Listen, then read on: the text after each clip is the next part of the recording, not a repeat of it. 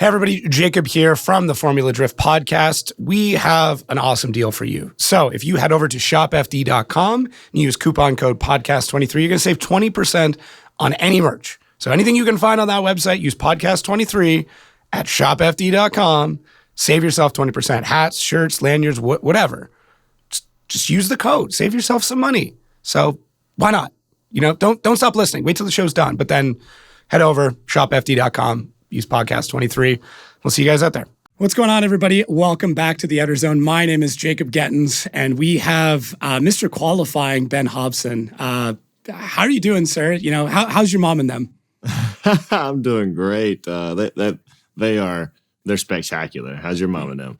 They're good. They're good. I mean, I only get to see my mom a few times a year, but they're, from my understanding, she's doing all right. She's doing good, then we're all good here. Yeah, I got to ask, where'd that phrase come from? Because that sounds, I think it's pretty new, right? It's only in the last couple of months that you've been saying that. No, that started I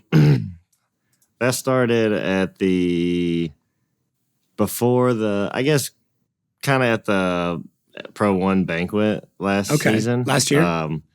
Yeah, we, us Koro boys, we kind of all ordered some pretty spicy suits. Gotcha. Like a silk pink and purple suit, looked pretty spiff, you know, pretty steezy, they might say, you know, but we had a lot of fun, and I had a lot of fun, I guess, and I just ended up hanging out the window every now and again and asking people how their mom and them was. So I made a decal, put it on my car for SEMA, and then went on my car during SEMA for the burn yard, and I don't know. It's a funny thing. It's an inside joke that turned into, I say it to a lot of people now. And now a lot of people come up to me and they're like, how's your mom and them? I'm like, they good. It's funny how like certain phrases will catch on after a while. I mean, obviously that one's less leaned into than the I Heart Hot Moms one, which, we covered already. I think we covered that in our last episode. You're like a regular at this point. You know, just punching the clock at this point, you know. What accolade are you more excited for? To be the guest that's been on the podcast the most, or the most first place qualifyings in a row? I mean, I like them both. Both of them, I reckon. I like them both. They're both good. That's fair. I think for me, the qualifying would be. Yeah. That's just, for me, it's more of a good feeling. You know, it's awesome being on the podcast. That's super sick. But hey, the performance on the track is what I like better. And I mean, the qualifying comes with the podcast. So it's like, if you get one, you get without the the qualifying, you know? Yeah. Just another guy. So this, they say you can't have your cake and eat it too, but in this aspect, I can. That is a solid point, sir. So good for you. Good for you. Kudos to you, Jacob. Did you ever think you'd be like at this point of qualifying that well? Because I mean, you've been at this, I think, a lot longer than a lot of people might think, right? Yeah, this is my third year in FD, and I've been competitively driving. 18 was the first year that I went pro-am.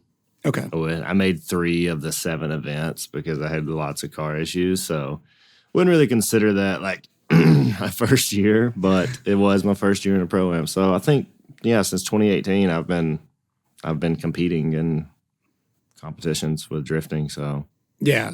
So I mean, 5 years, but I mean, still 5 years, and then to come in and do 3 first place qualifyings is still pretty crazy. Yeah, I mean, I've driven the car.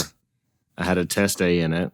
Yeah. Out at Willow on balcony, and I got to drive the car for, a few laps and whatnot around that. I call it a skid pad type deal, and it got a wall and a building. It's it can be a sketchy track, but yeah, it wasn't any, I didn't get to really feel the left foot brake, or I didn't really get to, feel any pressure while I was driving it. So we had the test day at, I consider it my first real test day at LS Fest. Mm-hmm. And that's the first time I got to drive it, and qualified first and won that event too. So I've driven it 4 times and qualified first all 4 times in it. What I guess is the most noticeable difference from that car to your previous S chassis? For me, the most noticeable difference is the reliability of it. But I mean, my car wasn't like super unreliable, but it was. You know what I mean? Like there was little things that it's just. I've had that car since 2014. Yeah. So I've had that car for a long time. So she's been through it, but.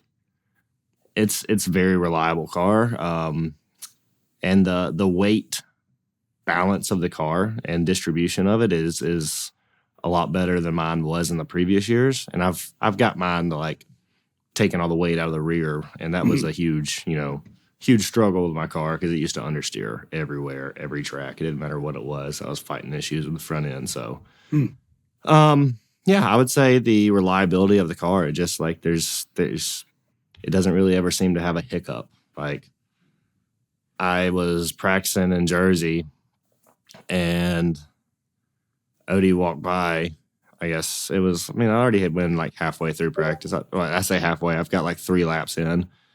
And I pull in to do a tire change and I'm pulling out and Odie like had just got there and he's walking up to the pits and I hear him on the radio. They said, "Hey, come back here real quick." So I turn around. I'll go back to the pit and I pull back in. And Odie like puts his ear. He's like, "It sounds like it's missing. It sounds like it's misfiring." And then pop the hood. Spark plug wire fell off. Reached in there. They plugged it back in. Thing immediately just jumped up. He looked at me. He said, "You'll have 200 more horsepower now. Go have fun." And he walked back under the tent. And I pulled on out. And that's really the only, I guess, issue we've had. We had to like weld subframe at round 1 after top 32 when I got smashed a few times. But other than that, mechanical failures, the car hasn't really seen it. The car is so dialed. The car's been in FD since 2012. Yeah. The car, like that car has been around the block. So there's not much, I say there's not much to it, but there isn't. It's a really basic drift car that it works, it performs. So it's like, why do more? Like it's a dry sump car, has a manual AccuSump valve. It's got an ARC panel with I can't even remember the dash on it. It's a really basic setup. Yeah, it's a basic setup, but it works. So it's like it goes to the old saying, like if it ain't broken, don't fix it. Yeah. The car works. The car's a great car. Me and her are like this now. Clearly you're one and the same at this point. You just like kind of just metamorphosis into the car itself. Yeah. Yeah. I got to ask, what coffee are you drinking? I'm a known coffee snob. I just made it myself. So it's like a machine. So I did like 2 coffees with a little extra shot of espresso. I made my own little milk and not milk, but like heavy whipping cream. Yeah, and a little bit of syrup stuff. Good shit. Nice. Damn, it's not bad. It's good. Is it like a pod My machine? girlfriend's she used to work at Starbucks a long time ago. Gotcha. So she like hooked me up with the recipes. How to you're do out, it. You're out with the nephews and nieces? Yeah, today I was. Yeah. Yeah. Today I was. We went to Six Flags Water Park, Damn. Had to be an uncle. What do they call you? Do they call you Uncle Ben or Uncle Bubba or Uncle Ben? Yeah. Uncle Ben. Yeah. Wait till they realize the rice jokes that they've been missing all these years. I know, dude. I know. My uncle, he said it immediately whenever I just became an uncle. He's like, Uncle Ben's rice. And I was like, Uncle Ben's rice. Dang, that sucks. But hey, that stuff's popular, so well. Yeah, that's a good point. So speaking on the family front, you've got an incredibly supportive family, like very crazy supportive. Not that like other families aren't, but like, your dad seems to be pretty much there from the beginning. Although it seems like it took a bit of convincing to get, him into the drifting side of things, but he's there now, that's for sure. Yeah, for sure. It did take a minute, but he's team manager now, so. Damn. Is he still a terrible passenger or No, he's chill now, dude. He's he used to like just not even really understand what was going on. His mind couldn't really comprehend it, so he didn't really want to be a part of it. Because whenever he was a kid, he's a driver too. He had cars. He liked to drive fast and do stupid stuff. What we call nowadays hooning around. But I scared him one time real good. That was Texas dipping a tire? Yes, TMS, Texas Motor Speedway. I was doing Lone Star Drift, and we ran the backwards layout of FD. So if you know like the FD layout, how they start out on the big sweeper in the back, well, we had like a big straightaway that we would initiate on the tire wall that everybody would wreck their car into because they were coming this way to the power alley, where our power alley was coming back through it the opposite way. Well, Aaron Losey is a freaking madman, and he's crazy, and he just puts the starting line back. I shifted fifth gear out of TR6060, LS3 with a supercharger. The TR6060 is a 6-speed transmission. I shifted fifth gear before I initiated. Jesus. I got clocked that day twice, one at 118 and one at 123. And my dad was with me both times. And I dipped a tire at 120. The 118 was like max for the car and then for the grip level. And I went faster and dipped a tire, lifted a wheel up.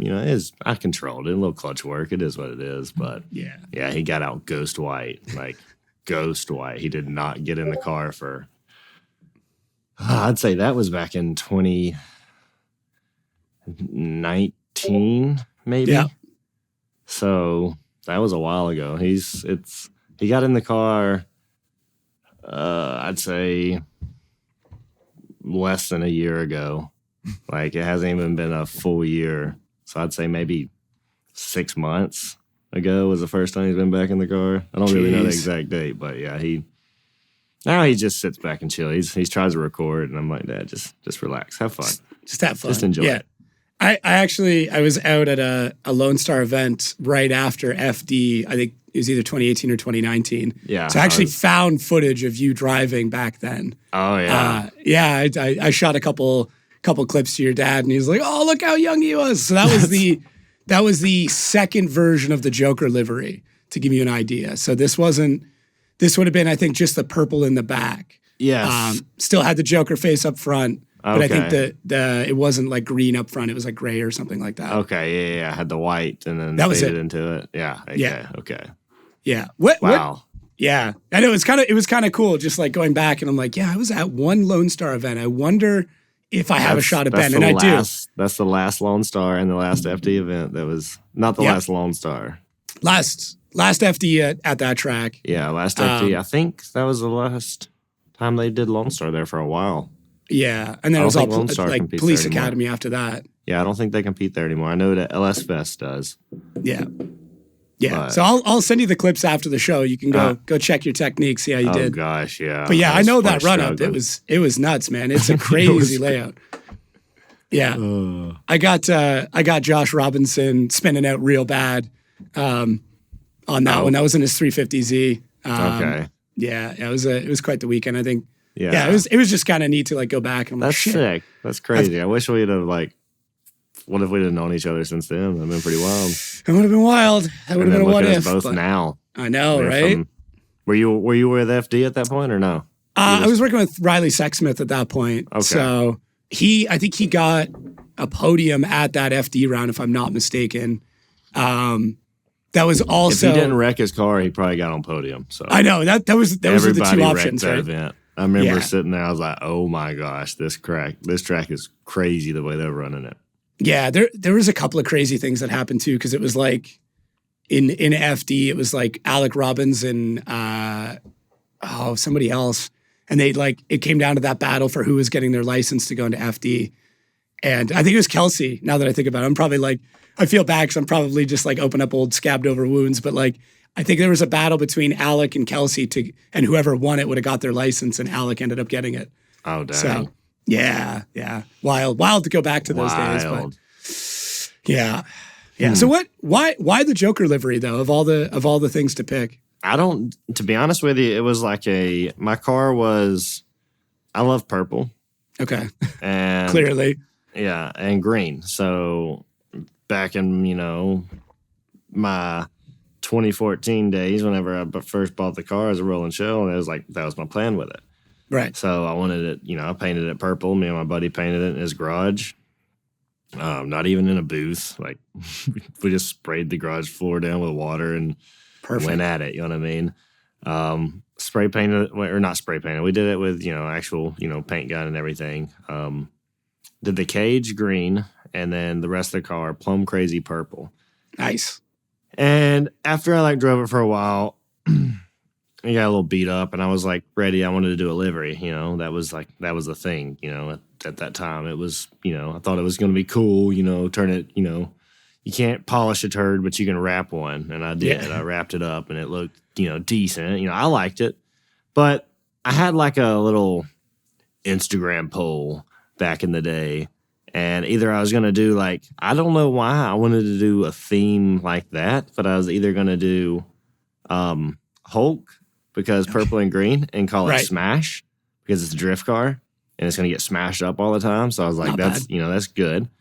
And it was set between that and the Joker. I was like, but the Joker is the theme with that was why so serious? Because I'm serious about drifting, but I'm not you won't ever see me getting mad over in the pits because it's at the end of the day it's a judge sport and why so serious? Yes, this is our life, this is our lifestyle, but you can't change the outcome. You can only change the way that you react to each situation. So my whole vibe has always been don't take things too serious. If you can fix it, then don't worry about it. If you can't fix it, then don't worry about it. You can't do nothing about it. Yeah. Or you can. So it's either ways, don't worry about it. So the vibe was why so serious type deal? Because that was the Joker vibe. And more people like the Joker and came up with a crazy livery and threw it on, and it was that for a while, and it got beat up a lot. And then I just wanted a complete change before going into FD, and it got a complete makeover. It literally went from I was a diehard, stay zinky, everybody does the Koki swap or Kooky, however you say it. I still, correct me. All the people correct me. I was just, I don't not like it, but I just wanted the car to be more original. Yeah. But it's just it's so hard to keep zinky headlights. It's so hard to keep, they're expensive because they're rare. You know what I mean? Yeah. So I just want to do a makeover of the car and make it look like a completely different car, which it's still the same car since 2014. So I did Koki front, S15 rear, complete change of the whole thing. Painted the whole thing white, interior, cage, everything just white, and then just change the vibe with it. Just had a still same mindset, just different vibe. I mean, yeah, I know what you're saying.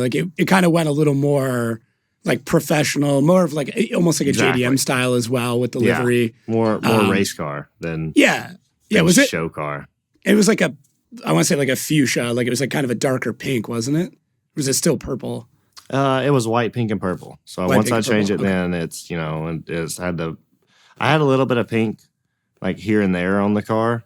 But then I wanted to whenever I changed the car to that, I wanted more pink on it because my suit was white and pink. So I just wanted, bright vibes. So it was, it's always been since I entered FD, white nose, purple tail. It's never changed, but the livery has always been different. So it's always faded from white to purple. And there's pink's always been in between. So that's just and if you ever seen my livery last year and really paid attention to it, the lip on the bottom was the complete opposite. So it's really? The whole lip, the lip on the rear bumper was white. The lip on the front bumper was purple. And the side skirt going down had a fade. It faded from white to pink to the purple. And it's, it's a little thing, it's the style. It's the style thing.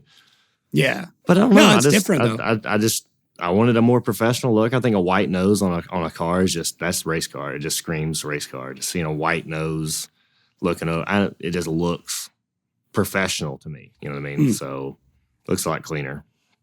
Yeah, no, that's a good point. I'm gonna have to go back and take a look at that because I never noticed the opposite fade on the skirts and everything else. Yep. That's kind of neat though. I love those like little stories as well. Yeah. Yeah. I mean, even the other one that like a lot of people wouldn't notice is like you had triangle gussets in that car. Yep. Right. Yeah. I guarantee you won't see another car like it unless it's the guy that built the car. Yeah. Who's a metal sculptor or something like that. Right. Yeah. Jeb Greenstone. That guy's a madman. Cutworm Specialties. Cutworms. That's it.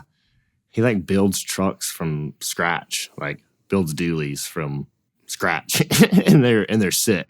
Yeah. Like nasty, like slammed on the ground, nasty stuff. Yeah. But yeah, he mine, his, and one other car that he built. He didn't build my car, he built my cage. That was it.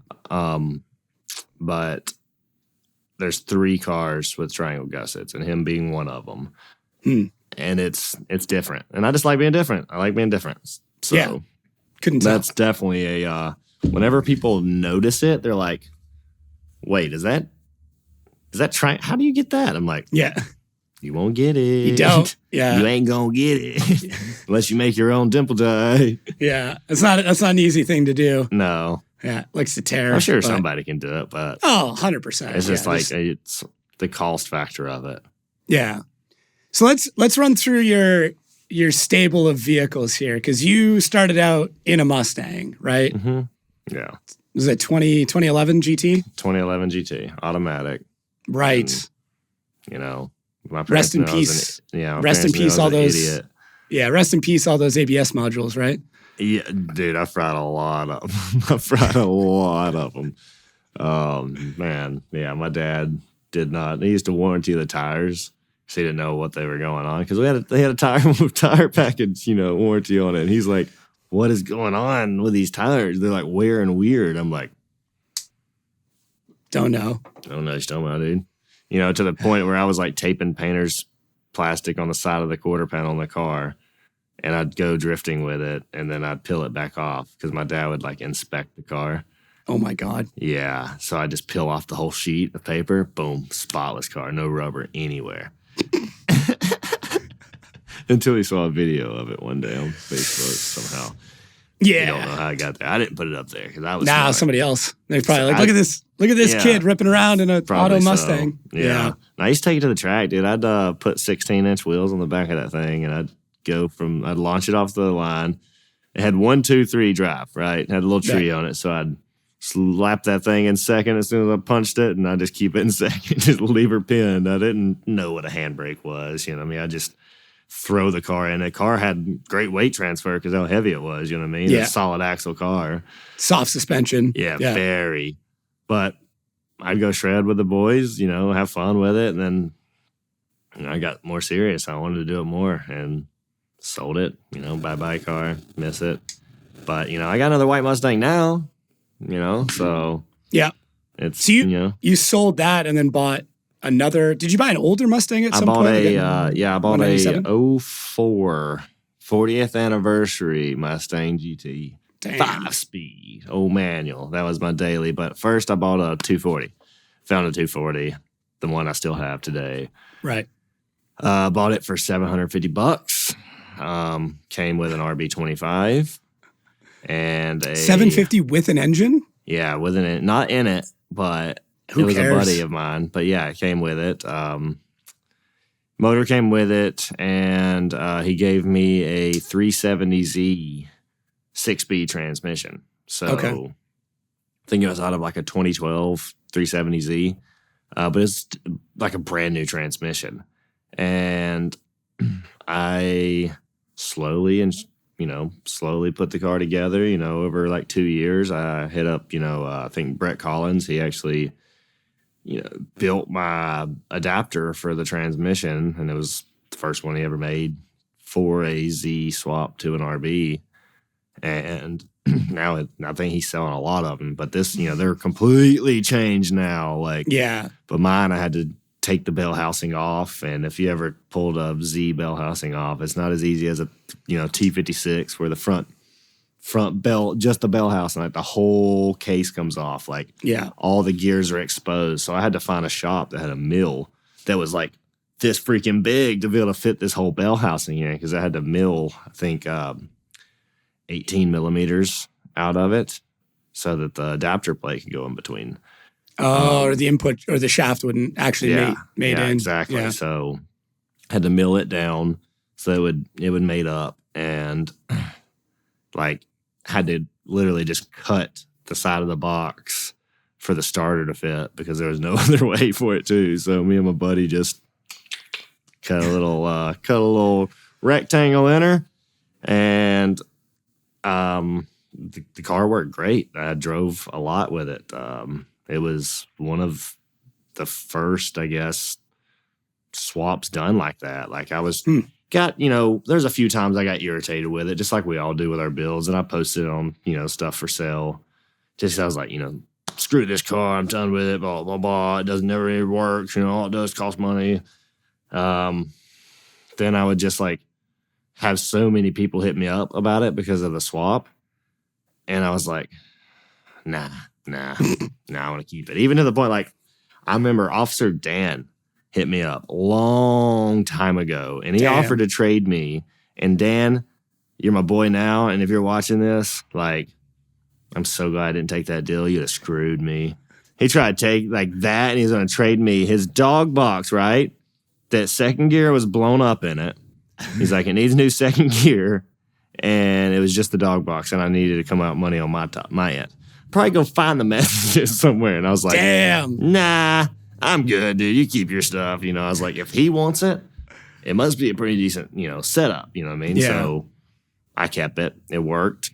Got it all working. Got the car, dialed, and then drove it for a while until I got Wisefab, and then had too much fun with the car. That'll happen. Yeah. Whenever you get more angle, I guess you just decide to drive harder. And then I cracked ringland and cylinder 3, I think. But apparently I shut it off perfect time because I sold it to a buddy. Me and him both knowing that that cylinder. It's Alan Newsom. He owns Bridge Moto. Oh shit! Yeah. He still has the motor. But I sold it to him for $700, and I gave him a lot of stuff with it, like the turbo manifold, like all kinds of stuff. He pulled it apart, pulled the piston out, and it literally, whenever he set the piston down, the ringland fell off of it. So it's like it didn't come apart inside the motor. Wow. He honed it. I don't know what all he did to it, but the motor, it wasn't scarred. The motor was perfect. Like, it was still fine. And I was making 470.7 horsepower to this thing with 320.5 foot-pounds of torque on E85, stock head gasket, stock head bolts, stock oil pump collar. Never changed any of that. I put a N1 water pump in it with a new timing belt, stock oil pump. I had a eBay eBay intake manifold on it. It was one of those like fake Gretty ones. Yep. Q45 throttle body on it, which was nice.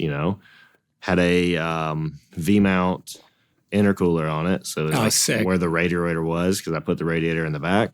Okay. So it was like intercooler piping was like this big. CX Racing turbo kit, top mount with a GT35, Garrett style turbo. Yeah. Journal bearing.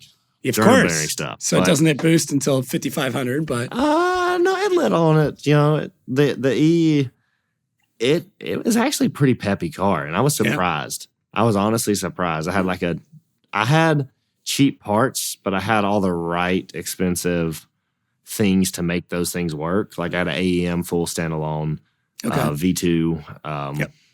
I had like the tile or teal wastegate on it. So I had like a nice wastegate on it, HKS blow-off valve. The intercooler piping was really short, so it was like barely didn't have any piping on it. Q45 throttle body, so it's like, a big old throttle body sucking it in. So it was kind of like hodgepodge, but it was like nicely together, and it worked really well. I was running on E85, ran for a while. I love the car, dude. It worked good. He still has a motor, like I said. That's crazy. Didn't blow to smithereens, so shout out to stock RBs. Don't build them though. I was gonna say they seem great up until like the 600 horsepower mark, and then I have a Skyline in Japan that sits at Ebisu. It's my Ebisu car. Right. It's a stock RB25. It's R33 GTST. I think somebody blew up the turbo on it before me, and it has like a RB20 turbo on it. Okay. So it only hits like half a bar a boost. I think it has like 7 pounds of boost. Yeah. Which I don't know. It might be factory. I don't really know. But it doesn't make a lot of power. But the car works. Like, yeah. I got there, pulled the dipstick, it had oil in it, shoved the dipstick back in it, drove it for 12 days, parked it, never had an issue with it. Never had a single issue. Like nothing like throwing backies at North Course to really test out an engine, though. I did do that. Yes. I didn't have an e-brake. It's the only way to stop the car. I didn't have an e-brake in the car. The e-brake didn't work. The drums were just shot. So oh my God. I would like come off the wall in third gear, and as soon as I'd transition, I would just quick downshift to second, dump the clutch, and it would just lock up the rear tires. That's pretty much like an e-brake. Was that the Lone Star trip over, or was that completely separate? Yeah. Okay. Yeah, it's a Lone Star trip, yeah. Gotcha. Yeah, I've only been once back in 2019. I want to go again so bad. Are you still renting a spot for that car? Yeah, unfortunately. This is cheap. like it's like $50 a month. Okay, I was gonna ask because this is like the drifter's dream, right? Is literally that trip, right? You go, you buy a car there, or you buy it and sell it back or whatever. So can you run me through the financials on this before I do something stupid? It's not cheap, but it's worth every penny. I would say, but this was in 2019, so prices going up. All right, we'll calculate for inflation. Do you want I would, without a car, okay? All right. Don't factor in a car. I would say you're going to spend $8 to $10,000 on hotels, rental car, tolls, because tolls are expensive to get from the airport, Tokyo, all the way up to like Nihonmatsu. Yeah. Fuel, because you run through more fuel out there than you do tires. Tires are a factor. Spares that you're going to break stuff. I broke some parts out there. Just hitting people, getting too close. Whenever we have like a lot of people in tandems and you get too hype, that's like the 12th lap of hot lapping on a 10-car train. Yeah. You end up messing up. You know what I mean? So there's going to be problems. Food, you're going to spend, I would say, comfortably $10,000 to have a good time for 2 weeks. Without a car. That's without paying for a car. That's without paying for a car. Okay. And I got my car for like $3,500. So if you're 15,000, like you're going to get into a decent car, and I mean, I don't know what inflation and travel and shit is like, but like 13 to 15 grand is what you're looking to pay with a car and everything else. It just depends on what car you get, because the JZXs are like the 350Zs here. Yeah, that's what everybody gets there, and those cars, you're going to spend anywhere from like 8 to 15 grand on one of those cars. Okay. Unfortunately, unless you can find one. But the good thing is like power vehicles they have cars there that you can find easier, and I think they're a lot cheaper. But it all depends on how raggedy of a car you want. Yeah. I bought mine from a buddy, and it was a good deal. So I bought it before I even planned on going. Like I was like, I know I'm going to go, so might as well have it there ready to go. Turn down the deal. It's just too good of a deal. Yeah. So. Huh. Yeah, but I had a buddy that went with us the same year, and he spent 14 grand on a JZX.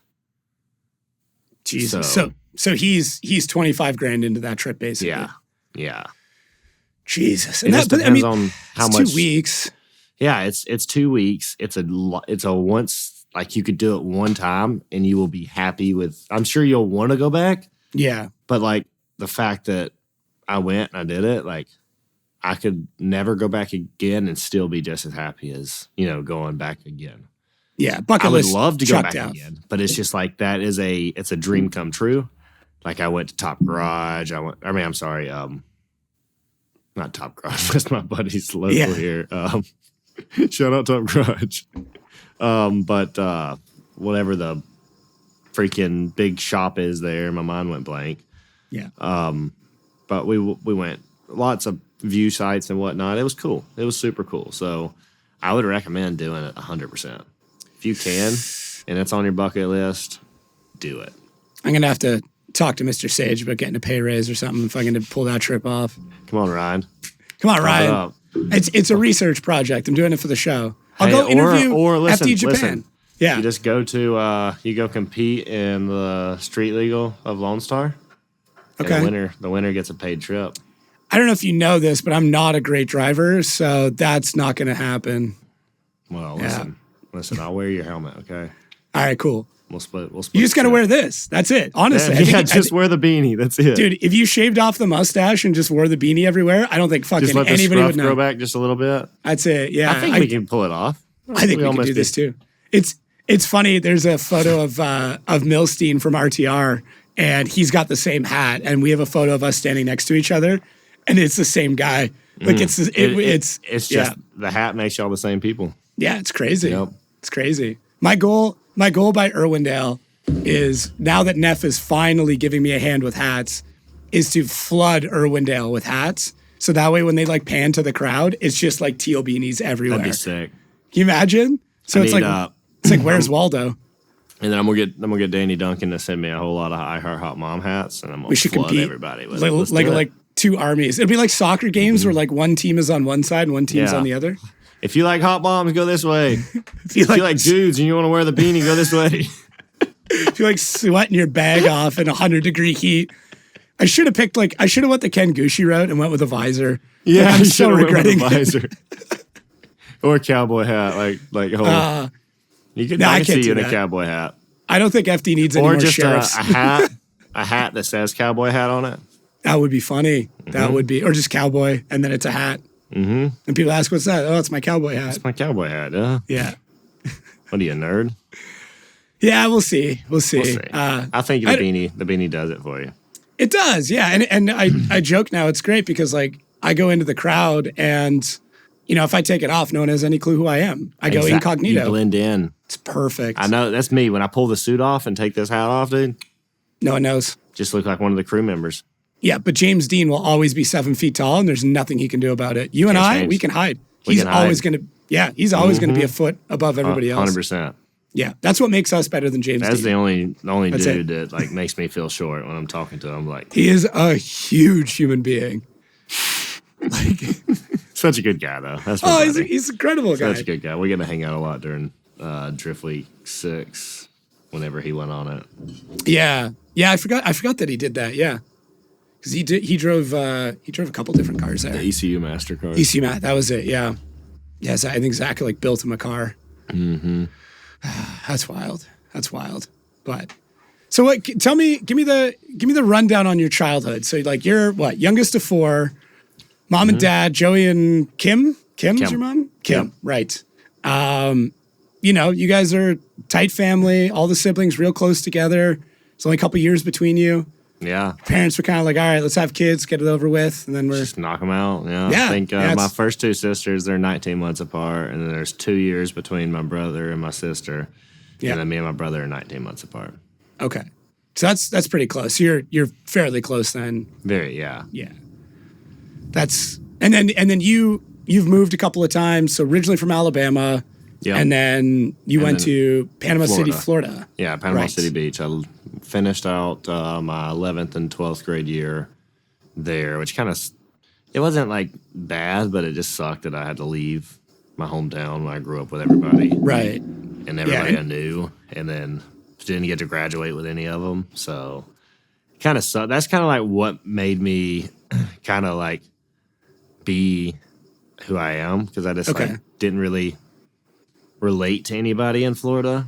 Yeah. And I related to cars, and you know, you don't have to really have a conversation with a car. So not saying I'm an awkward person, I'm a very outgoing person, but it was like it made me more pay attention to like what I liked more. So, Gotcha. But it's still like I moved in the middle of my high school, which, it's kind of is what it is. So I did my 11th, 12th grade year, and then I ended up living in Florida for like 11 years. And now I'm in Georgia. So yeah. And I mean, it's a little bit of a swap too, because like Alabama was, property and dirt bikes and I started little bit different. Dirt bikes is what got me into like being an idiot for sure. Yeah, you can do a lot of damage on a PW50, that's for sure. Yes, and I did. I got a broken wrist and a skin graft to prove that, dude. Yeah, my brother got a PW50 for I think his 5th or 6th birthday. Yeah, I was still like 4 at the time or something. I don't remember. But he was like riding around, My dad used to like ride us on the front of the seat on the 4-wheeler all the time with him, So my brother was like being the big brother, I guess, and he was going to take me for a ride on his dirt bike. Probably shouldn't have, probably very irresponsible of him, but I'm glad he did. Mm-hmm. I didn't have anything on, like literally. Like I lived in the country. We lived on almost 13 acres, I think. It was 11 or something, or 13. It was a lot. I was up there, shorts, no shoes, no socks, no t-shirt, 4-year-old me just chilling, watching my brother go round and round. And then he's like, hey, you want to go for a ride? I'm like, yeah, of course. So he sets me on the front of it, and he's like getting back on the back of it, and I just reached up, don't know why, grabbed the handlebars and just twisted throttle, just took off on his butt. He flipped off the back seat of it. Oh my God. I didn't know what I was doing. I've never ridden a bicycle. I did not have a bicycle. I've ridden with my dad on a 4-wheeler and stuff, but of course, never been on a bicycle, never been on a freaking dirt bike, obviously. And when there's a lot of, barbed wire fences where I was raised, so yeah, I don't know how. I just started just doing a huge circle around our yard, just big old circle, just going. I was riding, wasn't stopping. My sisters, my brother, they're all chasing me. My parents were down the hill on the 4-wheeler on my grandmother's property, which like lined their kind of like friends' property. Yeah. And my dad was over there talking to his buddy. And then I don't know why, I don't really know their conversation, whatnot, but he said that they look up and they said they see 3 kids chasing a dirt bike. They're like, this can't be good. Like, yeah. They're not chasing Joel. Like, there's no reason they'd be chasing Joel. Like, something's going wrong. So they took off up there, and my dad, he got me to stop. I don't know how. I don't really remember all that. I just remember taking off with my brother and just like, deuces. And I remember him saying to me, he looked at me and said, son, if you want to ride, we're going to get you some jeans, boots, and put your helmet on. Yeah. So 15 minutes later, I was out there waiting my turn with my my little cowboy boots and jeans. My brother would give me his helmet after he got done, and I'd put it on, and I'd ride. Don't know how, it's just natural, came to me. So started competing with motocross for a while, and had a lot of broken bones. Broke my tailbone really bad in a race. It was my hometown track. I had like a really bad start. Didn't really get the whole shot that I wanted. Mm. And, we're all chasing the whole shot because if you got clean track in front of you, it's just like being the lead car. You can see a lot better. You're not having to use your tear off. So I think I was on a 65, 85. I might have been on a 65 at this point still. Nah, I don't remember. I was either on a 65 or 85. It doesn't matter. Yeah. I was in 6th grade, I believe. Because I remember carrying a donut around with me in 6th grade to sit on. I might have already been on an 85, to be honest with you. Okay. I think I broke my collarbone and destroyed my 65. And my dad upgraded me to an 85 right after that, which is awesome. I see you've hurt yourself. Yeah. He's all right. You wrecked this one. You drove this one hard enough. Like, here, let's move you up to 85 cc. Do you have the offset collarbone too? Like mine. Oh, yeah, dude. My collarbones. Yeah. It's not offset much. Yeah. It's just like, I call this one my aftermarket one. You see how big it is? Yeah. This is my OEM one. That's a stock one. Yeah. Yeah, that's the stock one. Like, I can get my hand around it. This one, I like No. I can't. It's All the just calcium. huge. Yeah. Just a big old, but it healed fine. I mean, it was sitting like this. Okay. My shoulder all the way down here, you know what I mean? But it healed fine. I was in a sling for a while. But I think I've already broke my collarbone at this point. So yeah, I'm on 85. I had a bad start. Hometown track. I know the track like the back of my hand. Mm-hmm. Practice it every like Thursday night. We're there. You kind of like go out, you know, it's like a funnel. It's a big gate, and then everybody kind of like funnels into a small track. So it's like, you know, it's a fight. It's not easy going through there when you got 20 plus other bikes just all coming into one corner. So we're all fighting over position, and I kind of had to, you know, hang back a little bit to like get reset, you know. Didn't get the spot I wanted. We went, it's kind of go up a hill type deal. You come back down, has a sharp turn to a triple. And after a triple, it's like you got another left turn, then goes up to like what we call like an elevator jump. It was like a step up? Really get, not necessarily a step up, but it kind of, you're already going up a hill. And then it kind of acts like a step up on a jump, but it was kind of different than like having that step up off call it like a kicker off of a jump. You know what I mean? It was they called it an elevator jump, so you can call it a step up. It's same. Yeah, I know what you're saying though. But you're already going up the hill, and it kicks you a bit more. Yeah, 100%. Like it's just, it was a fun jump. You don't. It's not a height. It's a distance type deal. Yeah, and you kind of come over the top. So this triple in the center of the track is like a make it or break it type turn, because as soon as you get through that, like you're pedal to the metal after that. Everybody's like piled up on the outside because it's super duper dry, it's super nice track. On the inside, it was raining and whatnot that day earlier, and it's like straight up Alabama clay, and I'm used to it. That's what I grew up riding in. So I hit the inside corner, hit it past everybody almost. There's probably like 4 or 5 guys in front of me after I hit the corner. I had enough speed to clear the triple. I jumped the triple, like I know where I'm going. I had plenty of speed. I'm good. I jumped into like third place at this point almost. And as I'm landing, these people that were on the outside corner was rolling the jumps, you know what I mean, going like this because nobody has speed because everybody's piled up. Well, one dude decided to try to cut over and roll like this into the inside of the corner as I'm landing where he's trying. So I landed on him. Bike twisted out under me. I literally just sat down right on top of the like the spine of the jump. Oh, I can feel that. Yeah. Compressed my back. I have scoliosis now from it. I'm pretty positive that's the only reason I have scoliosis, because of how hard I compressed my freaking back. My tailbone sticks out now. Like, Jesus. I can't really, like, you always see me in my bucket seat scooting around because my tailbone's poking it. Like, it hurts. Like, I messed myself up that event. Then, you know, healed up, got back on them.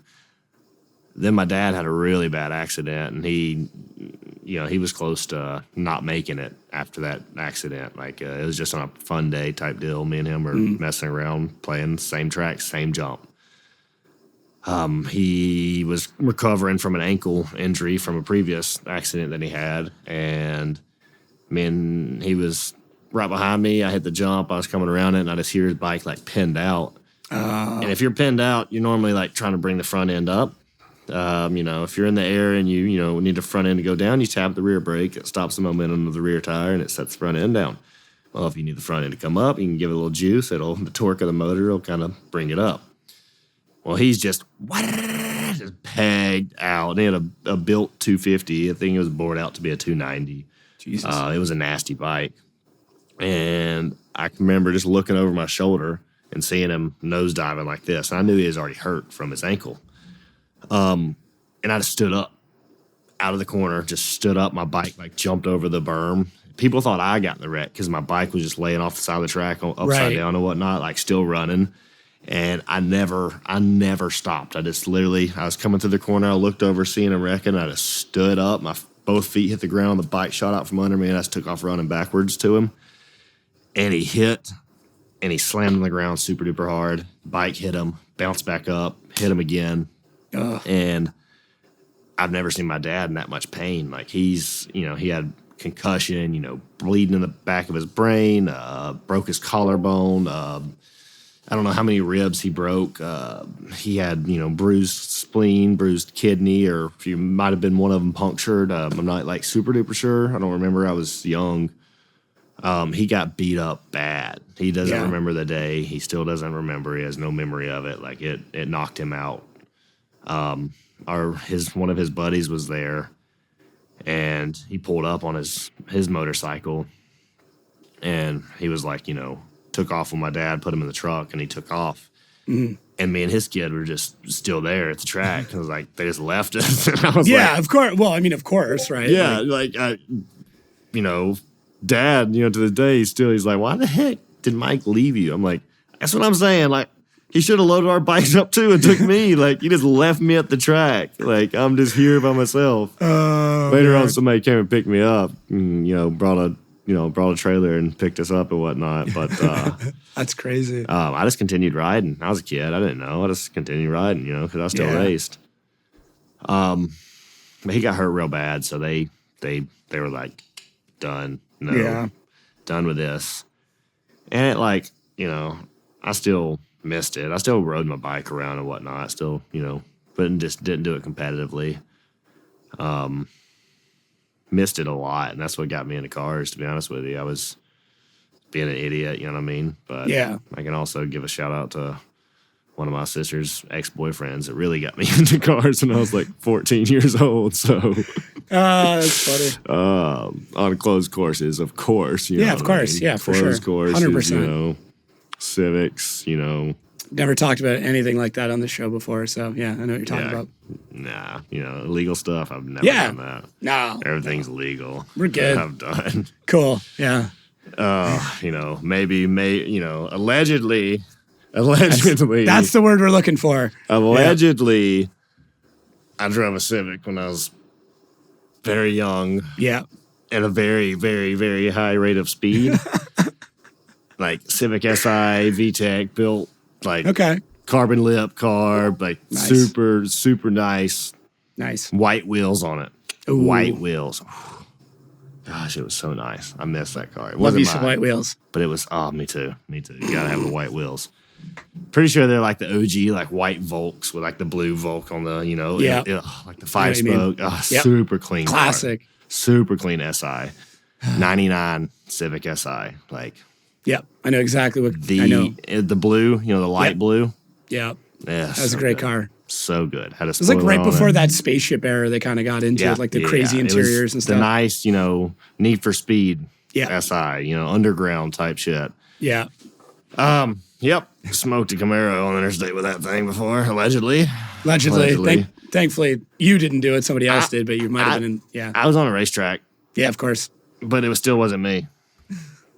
The person that they said did it was on a racetrack. Because that's 100% legal. You know what I mean? Yeah. That's all I do is racetrack stuff. Nowadays, for sure. I mean, sure. you're good at it. Yeah, you're good at Nowadays, 100%. I don't be doing no street shit. No, I mean, at this point. Chelsea will come over there in the pits and tell me he'll punch me in the face and tell me to stay off the streets. He might even tell you to put your car back in the trailer. He might tell me to pack my shit up, dude. He might do that. Right now, for the podcast listeners only, we're offering $5 off each ticket purchased on Formula Drift website by using FD Podcast when you check out. That is FD Podcast. I don't know if you need a capital, the FD, but try it either way. So head over to formuladrift.com, pick up the tickets, then enter code FD Podcast, get $5 off all 8 events this year. So 20th season, head over. If you're going, save $5. Might as well. I would respectfully decline. Yeah. You're like, thank you, sir. I appreciate your opinion, but that's too good. That's Love too that good. guy, though. I know. I like Chelsea too. He's good shit. He's a passionate individual, if you will. Very. One day I'll sit him down and we'll have a heart to heart about that. But I think it's a little fresh still. Yeah, we'll let that wound, let that heal. We'll joke about it one day. Maybe have the first couple scabs get peeled off, and then once it scars over, man. I'm trying not, I'm in such like a weird spot of like how much controversy do I stir up with this show, right? Right? Like my boy's itching over there. He's like, I want to say it. Should I say it? I don't know. Man, I've had so many opportunities just to stir the shit out of this pot, but I'm like, Man, here's the problem though, that like if I did, there's no way I'll ever get him back on the show. There's no way I'll get like more RTR guys on the show. Like I gotta kind of like, play that line. But how many views would that episode get? But that's it. So would it be worth it? You could retire off that one probably, dude. I would do the math and be like, okay, listen, if I say it and I get approximately 2 million views, let's say, like give or take, how much money do I make off of that? Or if I don't say it, but I have a longer career, could I get those same amount of views? You got to look at it this. Yeah. Would you rather have 10% of 10,000 or 100% of 100? Exactly. I'd rather have 10% of 10,000 all day. So. But like get that. I mean, it's the difference between those people who win the lottery. They get like their $500 million all at once and then they blow it. Or those people who do the cash for life where they get their structured payments every week and then they can't blow it right away. Yeah. Yeah. I know what I would do. I'd screw this whole thing up. You gave me $500 million. You're done. Quick, that shit's gone. You're done. Instant. I'm gonna buy things that I can't even pronounce. Exactly. Yeah. Why? Like Paganis. Because they can't. They got $500 million. Always want to make sure the people, my people take care of. Yeah. That's like day one. You buy your parents a house. Mm-hmm. That's like the first thing you do. You make it big, you buy your parents a house. Yeah, dude. But here, Dad, this is Barbie's dream house. That's what she dreamed of, so she's popular. You might, My problem is my mom gets married every 10 years, so I got like 3 stepdads to buy houses for her. So yeah. You just got to choose which one's your favorite. I can't do that. Yeah, you can. No. Which one bought you the best Christmas present? And then you give him the best Christmas present. Here's the hard part. My stepdad, Dave, bought me vehicles when I was younger, and I was too much of a shithead to like appreciate them or do anything with. Like I didn't get into cars until I was in college. Like I wasn't, I had a Toyota Tacoma pickup. I had an 89 F-250 with a 7.3 in it. I did nothing with it. I'd rather take the bus than work on it. Like now, oh my God, I'd drop 10 grand to get that truck back any day of the week. 100% L73. It's good. Yeah, dude. I love those. Mr. Popular. Who called you? We should have put them on. We should have put him. Oh, we could have. It was my brother. Is it Joel? Yeah. It was Joel. Oh my God, that's funny. Should I call him back?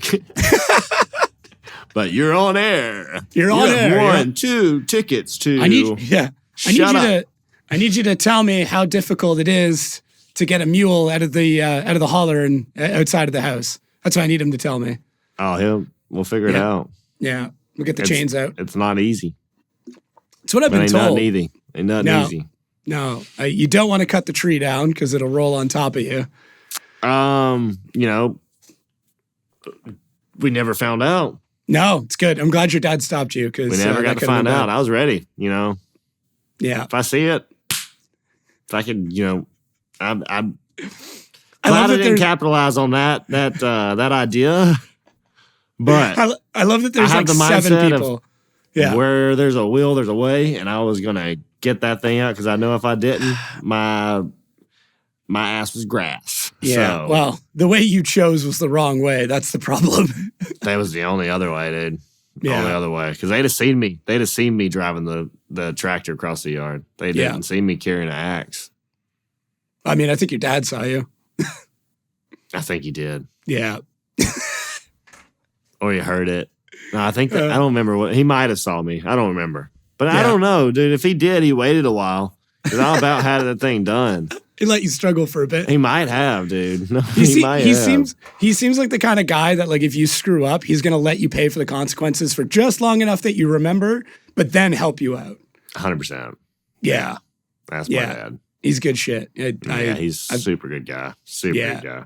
I didn't get a chance to chat with your mom too much, although I am going to put an order in for a cake because she is quite the artist. She's the bomb with that. Dude. She's so good, dude. That barbecue cake? Holy shit.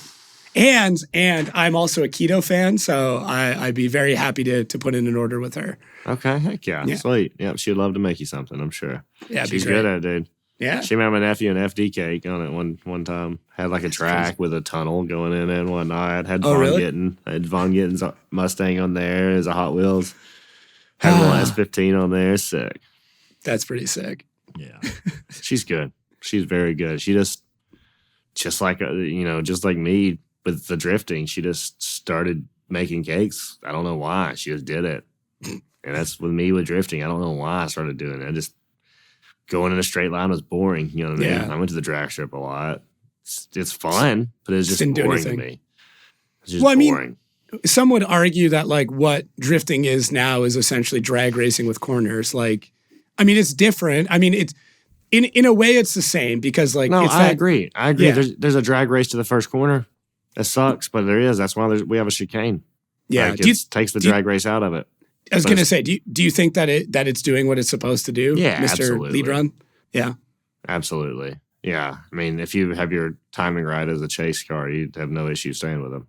Yeah. Even if they're a lot faster than you, can stage back and floor it. You know what I mean? So chicane definitely acts as a equalizer with that. But it is 100%. I think that, you know, maybe not 100%, but I agree. It is a drag race to an aspect to the first corner because there's no trap speed, there's no times, there's nothing. It's if you're slower, you're slower. If you're faster, you're faster. Like, Yeah. everybody enters the way they want to enter. What's your like favorite style for entry? The only way to do it, feint that thing in there, dude. Big flick guy. You're a big flick guy. Yeah. It's my style. It's not very predictable. It's I was just gonna kind say, of a risky thing to do. because Just load up suspension one way and just flick it back the other way and hope that you don't over rotate. You know, hope you catch it. But that's what kind of, I would say, allows me to show how I am different. I risk things. I put it on the edge. Like, I'm going to dance the car how I want to dance it. I'm not going to take a safe line. Even if somebody told me to, still not going to take a safe line. Like, yes, to a certain aspect, like, yeah, be safe, be smart. Yeah. But, like, I have my style, and my style is the way I drive. And I drive pretty wild, I would say. Not like anything dumb. I don't feel like I do anything dumb. I always talk to my buddies that chase me down. Like, Derek chased me down at St. Louis during practice. I was like, as a driver, do you feel like I'm doing anything stupid? As a lead driver, like, my big flick, does that mess you up? Does it make you? He's like, no. It's like, you're driving fine. Like, I'm like, all right, cool. I would say your style is probably closest to JTP if I had to pick a driver. I mean, fantastic qualifying, obviously. JTP is one of only a handful of guys that have gotten to perfect qualifying. Leads were always incredible, big flick entries, lots of angle, you know, but with still a lot of speed. So I mean, that would be. I'm sure there's other guys we could throw in there, but that's the first one that comes to mind for me. Yeah, and I would say the feint entry, like, it's not a purposeful screwing the other guy up, but it is a harder thing to initiate behind because you kind of have to like have the feint come out. You have to be at a wider line or further back, and then you have to dive as that feint's going on. So like it is a harder thing to chase. 100%. But it's a very predictable thing to chase if you. Well, it's got to tell, right? Yeah. Like it's not just like a handbrake, right? Where they just grab it and you're like, I don't know when they're going to do it. Exactly. I'm pointing one way and then I'm pointing the other way. So if you can time it right and chase it right, it's super easy to chase down a flick. Like, it's a lot easier, I think, to chase down that big feint than it is to somebody that runs up and pulls handbrake. Because like you said, you don't never know until you see a little bit of puff of smoke come off the tire and they get a little bit of angle and they floor it and then there goes the angle. Yeah. I like setting up the car in drift before the zone starts because it's easier to drift through a zone than to drift into a zone, if that makes sense. I gotcha. Yeah, it's easier to have the angle set going into it than to set it while going in. Exactly. It's like, I don't have enough angle and I'm already like, I'm not really in the zone all the way. All right, let's add angle. Okay, there we go. We're fine. And then you're pushing out of the zone at that point. And you got to take it back. I try to get into the zones before they start because then I can't get penalized for not being in the zone, period. Because if I'm in at 15 feet before it even starts and then I stay in it when it ends, like, that feels it. Yeah. I mean, Jersey, I was doing that every single time. Like, big initiation. Outer 3, you know, I was filling them before they even started. Just, if you didn't, I don't feel like you couldn't draw the right arc to stay at lock and stay with throttle commitment through there because otherwise you had to, like, if you didn't enter it before it entered, like before it started in outer 3 especially, it would like push you towards the wall in the center and then shoot you out of the zone or push you off the track to the driver left real hard. Yeah. So it's all about like setting the car up before the zones even start. And it's like the risk factor of doing that because you're already Committed. drifting.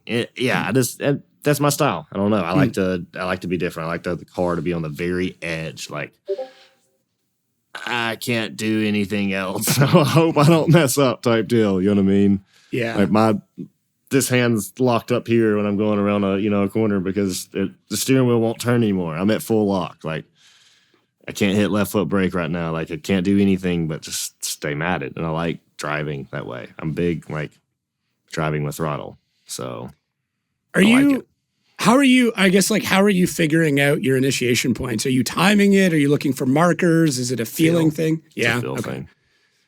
First lap, kind of just go out there and kind of guess, but it's whenever you've been doing it for long enough, it's like instinctual. Yeah. You kind of just like my first lap at Atlanta this season was like you were on right away. It was spot on. I was like, dang. Like, holy crap, I didn't think I was going to do it that good for the first lap. But it's like, I'd have never driven the track. Before I went into qualifying, and qualifying was my 8th or 9th lap on that track. I don't know who I was sitting with. I want to say it was Connor O'Sullivan's dad I was sitting with. It was somebody, it might have been, it was either him or Jonathan Hurst, one of the two that I was like sitting next to. And you put that lap down, I was turned and went, oh shit. Like, that was it. That was like my whole thing. I know Greg was there too. I talked to Greg about it. But I just immediately was like, okay, like, well, there we go. Like I didn't realize that was your first lap there. I figured you kind of being in the area, there might've been I guess there's really no opportunity to drive that track. No, I mean, I've only lived up here for 2 years. Yeah. 2.5 years. So what's the difference between the Alabama and the Atlanta accent? Cause like, I'm still trying to figure it out. I don't really know an Atlanta accent. I don't think there really is an Atlanta accent. Or what about like a Georgia accent then? Probably close to the same. Just depends on what part of Georgia you're in. I guess, like southern Georgia, Like you've got a pretty good drawl. Like, I mean. It's all Alabama. And then Then it mellowed out when I went to Florida. Okay. It mellowed down because I was around a lot of beach kids and whatnot. Yeah. But it's just like stayed steady here. I don't know. It's just what it's definitely it's Alabama draw. It's not Georgia twang or anything. It's all right. All Alabama. Does anybody like in Georgia recognize that and like hear it and be like, oh, you're from Alabama? Like, is it? I don't know enough about U.S. accents to like be able to pick them out. No, I mean people. If I'm around like people that aren't from around here, they either say, are you from Alabama or are you from Georgia? You know what I mean? It's those two. Gotcha. But 9 times out of 10, people hit it nail on the head with Alabama. I'm like, yes, ma'am. Yes, sir. Yes, ma'am. Yeah. Those are like the big ones. Obviously, like Mississippi's the other one, but that's a little, I mean, New Orleans or however you want to. Cajuns are a different breed. Cajuns are a different breed. French rednecks, man, it's crazy. They're wild. It's like two groups of people that should have never been meshed together, but I'm so happy that they did. Right? Yeah, for sure. 100%. 100%. So what's that changeover been like for you going from kind of a sole, like running your own team, if you will, to the Odie situation? I say situation like it's a bad thing, but like it's obviously a large change in how you compete and how you conduct yourself, I guess. I would say, I mean, it just bettered me, my performance in the aspect of there's less things that I have to worry about. The car's there. I don't have to, stress out about getting the car ready for the event, which is a huge thing. It's always last minute things. There's always something going wrong. There's always those late nights. I can kind of, have the mind, peace of mind that the car's gonna be there. And there's 2 sitting right beside it that have exactly all the same parts as it. So, like, the car's gonna make it to the track. We're gonna get it there. That's probably like the biggest difference. Not having my own like trailer is kind of weird. Okay. I'm just so used to having my own rig. I've driven my own setup since day one. Like I've normally by myself, all the, Lone Star events. My last year that I won it,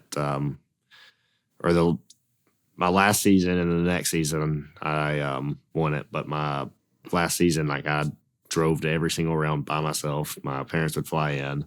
Wild. I'd get off work on a Friday night. I would drive through the night, get to practice Saturday morning and show up to practice with no sleep still, practice all day, get rest that night, go battle Sunday, and then drive home and, work Monday morning and on. So it was a grind for me, but that's part of it. That's, half of it for me is, the drive, the willingness, the want to be there. Like they say, you got to want it as bad as you want to breathe. And, I've been chasing this dream since I was a little kid, wanting to be, something with something, you know what I mean? And this is my something. Drifting is my something. It's what's made me whole. And, I can actually be myself, you know what I mean? And that's why I love the style aspect of it, the X factor, the different, you can differentiate yourself from other people. Like NASCAR, the only reason you can tell who's different is the numbers and the colors of the car. You know what I mean? With drifting, you could put, James Dean in any car and watch him drive, or put Forrest Wang in a car and watch them drive, and you're going to know that's him because they have a style. You know what I mean? Yeah. Chelsea, you're going to see him coming at 150 mile an hour doing a backy.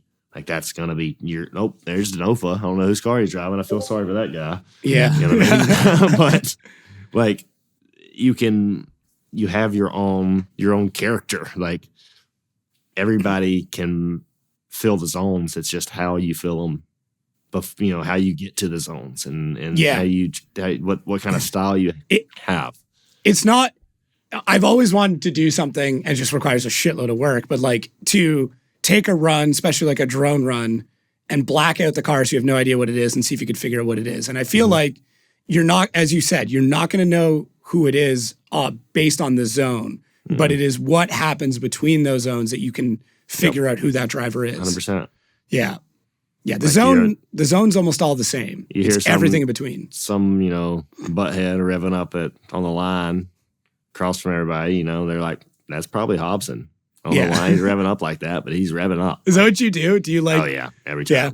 I was like, I hear the blow off valve on it. It sounds so cool. The big vortex just. So it sounds cool. So it just gives me hype. You're such a little kid still. It's great. Oh, 100%, dude. We all do it. I mean, we all do. I do it in my truck all the time. I'll be like leaving a parking lot. That thing for no reason. Just rev matching, downshifting on the way back to the pitch just to hear the whoosh. Yeah. Because the vortex, it's just like the blow off valve doesn't stop. It just keeps and it's blowing out. It's huge on those cars. They're so big. They're big, dude. They're huge. But yeah, I mean, I agree. Like you could look at black out a car and watch. You could be like, okay, that's a BMW driving.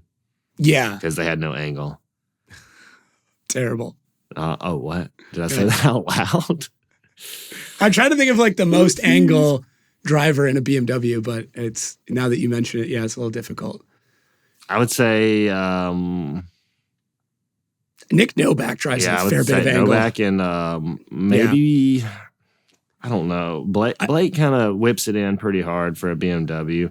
Yeah, Donati drives BMW pretty good. He's an S chassis driver. I was just going to say, he drives a BMW like it's an S chassis. Yeah, he does. Yeah. And I respect that. I do. Yeah. Still don't like BMW. I'm just not a BMW guy. And, I would say Hurst, but his driving is just so angry and aggressive. Like, he's just, it's not that he doesn't have angle. Yeah, he drives. Like, the car sounds that way. But then you see. Like, he's just sitting there probably doing this. Hi. That's the best part. You see his in-car and he's just like such a nice guy. He's always the biggest smile. Then you hear his car, you're like, dude, that guy's pissed off. What's wrong with him? Man. Then he gets out, he's just cheesing. He's cheesing. Although that's drifting. We can all have our we have our difference, It's like, how does that car not blow up? Thing, shouts out to his engine builder, right? Oh, yeah. Jeez. What's that rev limiter at? 6,300? Thing turned down or something? No, it's not. I know it's not at 63. If you ever get a chance, go to his Instagram and watch like his in-car footage, and you just you see watch that thing hitting like 72, just bouncing off 72. Building boost the whole time because it's twins. Yeah, it's wild. Yeah, you can definitely tell the difference. Yeah, I would like to do that one day. I remember hearing like Joe Rogan talk about fighters and saying like, I think it was about Cub Swanson. I don't know how much UFC shit you watch, but like he's like I could watch his silhouette. I could watch that man's shadow and tell you exactly who it is. And I feel like there's a few drivers for sure that I could easily tell you who they were just on that. Yeah. Yeah, and that is like you said, that's what's great about the sport is that we all have to, I say we like I'm in there, but like everybody has to get around the course in a similar fashion, but for some reason you're able to do it so differently. Everybody does it differently. It's how you launch, it's how you initiate, it's how you transition. So from do you touch lock? Are you hitting lock to lock on transitions? Are they quick, snappy? Are they drawn out? Are they slow and precise? Mm-hmm. Like what do you want to see? You know what I mean? And the judges tell us what they want to see, and we all have to adapt and be like, okay, like this is what they want to see. They want to see snappy here, snappy there. Like everything snap, snap, snap. So it's would you take that as like your, I guess like one of your reasons for success? Like obviously your driving is incredible. Having a vehicle that is in the top echelon of best setup cars ever created. Like, I mean, let's give Odie credit where credit's due. He's 100% one of the best suspension guys 100%. In the world, if not the 100%. best. Right. And one of the best chase drivers in the world. Like, that too. That guy's a madman in the chase position. Like, he's great in the lead. Like, no tape. Yeah, but his chases are just next level. So it's predictive. It's like he's got magnets, dog. Yeah, he's very predictive. Opposite, so it's like he's trying to hit them, and he's like making them go faster. You know what I mean? Yeah, he's incredible. Go ahead. No, you can keep complimenting. No. Keep complimenting your boss. His knowledge of these cars is incredible. So yeah. But would you say that your ability to take what the judges are telling you in those meetings and then put it on track, like, is that, maybe something that's putting you in an advantage over these guys? Is that you're listening? Because you just rifled off like literally what they said in St. Louis, right? Yeah, but that's just how I drive though. Okay, it's just how I've always driven. Just like I'm a snappy, I just drive lock to lock all the time. I'm always, big flicks. It's just how I've always been. And, I'm trying to think, like, I do listen to the judges of what they want, but I kind of just go out and drive my line and have fun, dude. Like, yeah, I do listen to them, but at the same time, I don't sit there and have them bounding in the back of my head of this is the line I want to see. I find the line that I can drive the absolute best, and I go do it. And I try to hit it every single time. And with a reliable car, you can hit the same line every single time if nothing's changing. So you're not like consciously like going like, okay, I have to adapt here. It's just one of those like, okay, cool. I see what you want. Mm-hmm. Yeah. Cool. I already worked that way. Mm-hmm. So I just need to make sure I'm filling zones and everything else is good. That's what the spotters are for. You can go a little deeper here. Cool. Or you exited the zone a little bit early here. Okay, cool. Is that how you normally take your notes? Like, that's what you're looking for out of your spotter? Yeah, that's it. Who is your spotter, by the way? Tim Wallace. He's a local here to me. Gotcha. He's never spotted before in his life, so his is his second year spotting for me. He's a driver. He drives. He does it for fun. He's done drift weeks before and stuff like that. So super, super cool guy. Very analytical. Very, precise dude. He does body work. His shop, he has a shop here. It's called Best Damn Shop Around. And love it. He's a very, anal person when it comes to stuff like that. So he's always, he doesn't pick anything at me or anything. He doesn't tell me how to drive. He doesn't try to interject and be like, oh, you should have done this differently, or hey, do this, or you're not going fast enough. That's the reason you messed up. It's always, okay, what happened there, Ben? And I'll tell him, hey, I messed up on this initiation. I was like, I messed up here. I tried to do something stupid. Or I'm like, I'm playing it safe because this spot's a little tricky. I'm playing it safe. We have 2 more laps before qualifying, and I'm just playing it safe. Right. He's like, okay, well, I just need you to, whenever it's time to go into unsafe mode, I need you to go back to that. And I'm like, absolutely. I promise you I will. Like Outer 3 at New Jersey. Right. Like, it's a dangerous spot. You know what I mean? If you Yeah. mess up there, your front is going in, your rear is going in, the whole car is going in. Yeah. And I would have a lot of time to fix it before qualifying. But after qualifying, I've qualified first every round. I'm the first battle. So it's like my practice is always a little bit shorter because I got to get back to the hurry up. And, as soon as practice is over, I got to be at the line pretty much waiting. So that is like one detriment that I've never thought of until right now, the qualifying first. That like, cool, that means you're up first. So if you up first, you're opening the show. Yeah, if you bin it, you're going to have a problem. Yeah. So like Jersey, he told me, he was like, hey, blah, blah, blah. And I was like, I promise you I'll paint the wall whenever it comes to comp mode. I'll turn into comp mode. Like used to, it was all one mode. And now it's like, you got to be able to adapt to, especially FD competition standpoint. Cause it's always just, you're about to line, you're about to go, and then boom, somebody wrecked, and they got to have a track clean up, and then you're sitting there for a while, and then a little bit changes, but you just got to have the same mindset of, track's the same, nothing happened to it. There's no oil on it, nothing really happened to it, so there's not a pile of mud on it no more on the very edge where my tire needs to be. I just got to go back and drive the same line that I was just going to do. So it's always like keeping my head clear as I can, dude, and having a reliable car pays that so much. So like winning, you never want to win battles with somebody braking, but if your car outlasts everybody else's, that's winning. You built a more reliable car. So it's like having a reliable car paves the road to success 100%. So I know that was a question and we kind of got off track. No, it's fine. No, it's good. No, you're good. It kind of brings me to like an interesting question, and feel free to answer this however you want, obviously. And you don't have to get into the numbers, but... How's your mom and them? How's your mom and them? Yeah, can you imagine just slipping that in there? Like this big serious build up, and then I just throw that in. I might have to do that later. Yeah, you definitely have to. I should, yeah. Going from a team that you're obviously like building and funding and stuff yourself to moving to a arrive and drive program. Once again, we don't have to get into the financials, but is it worth that? Yes, 100%. Okay. Is it significantly more expensive, or does it kind of work out in the wash? It works out in the wash. Okay. Yeah, I mean, I would I know say you're like, how do I say this without getting into, yeah. I would say it's not different, but it's a little different, I guess, whenever the team like kind of contacts you and as a driver and they are trying to recruit you for their team.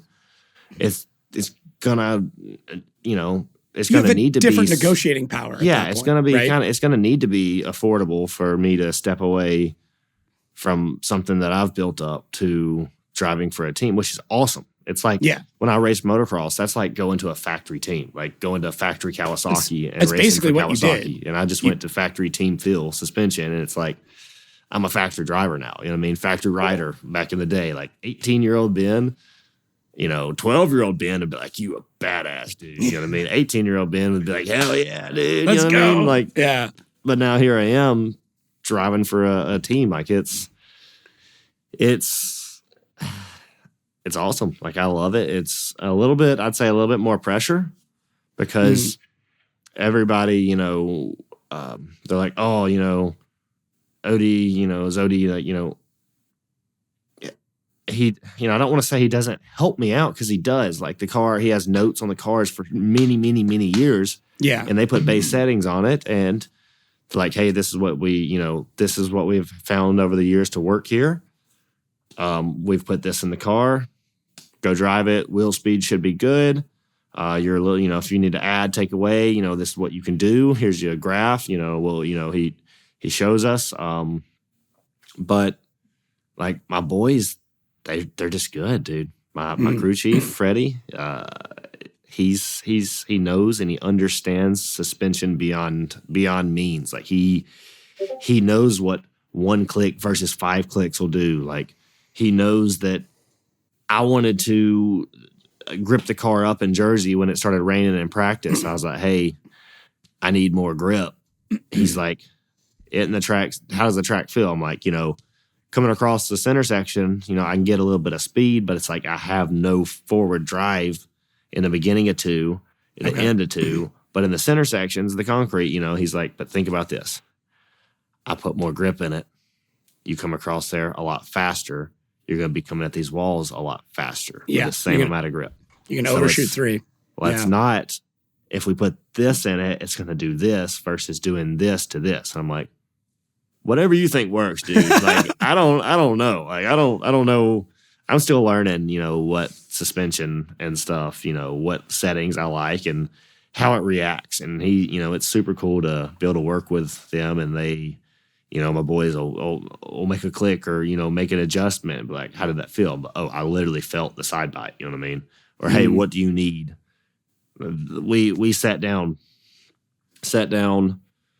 qualifying night, and we just discussed, me, my spotter, and my crew chief, and we just talked about what the car could do to be better if we have to turn it up.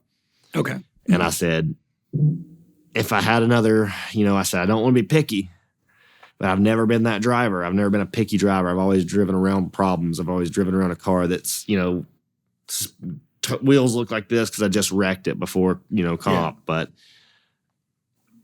I said, I need like 5 more mile per hour, like 3 to 5 more mile per hour. And he's like, okay, like, we can do that. We'll do this with the RPM. We'll do this. We'll do that. We'll do that. And I'm like, he's like, could you drive with more grip? And I'm like, absolutely.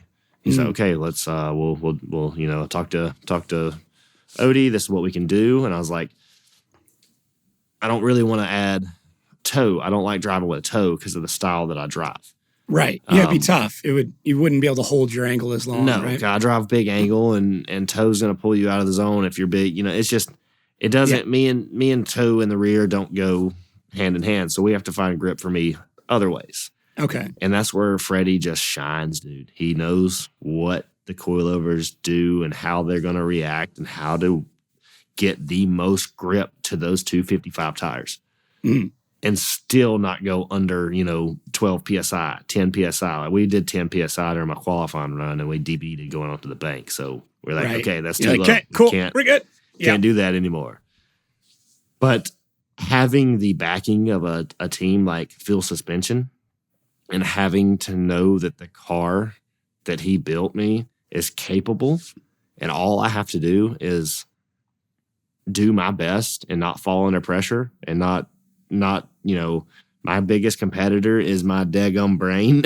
So I've taken me out more than I could tell you who's taken me out. Like, there's been people that's taken me out in events fair and square, but I've taken myself out more than 90% of them because I try to overdrive or I try to do something different that I haven't done. I just stop thinking with my head this season and start driving with my feet, and that's it. Like, no matter what, I don't care what my head tells me, I'm not going to do it. I'm just going to keep doing what my feet want to do. And it boils back down to having a reliable freaking car. So Odie is a G. Like, that car has been around for 11 years in Formula Drift with, I guess, 1 year or 2 years of a break, but it got rented out a bunch of times during those 2 years of a break. And then Bogovich drove it for 2 seasons. You know what I mean? So that car's been rode hard, dude. Like, yeah, but it just works.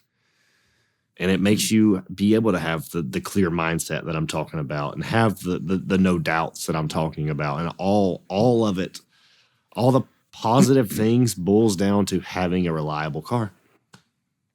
And they're, like we talked about before, they're simple. There's not a bunch of lights and bells and displays. I don't even have Type S light, which I wish I did. The underglow. I only have underglow, bro. I got the windshield lights. I'll make some calls. Make some calls. Give me some lights, dude. Give me some. I need some for Utah. I thought that was in the rule book that you had to have underglow for Pro 1, I think.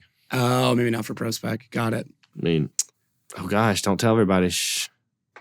Well, I mean, now they know. It's too late. We don't edit these. I don't know if you knew that. Wow, no edits. Yeah, so if I got to pee, what's the signal?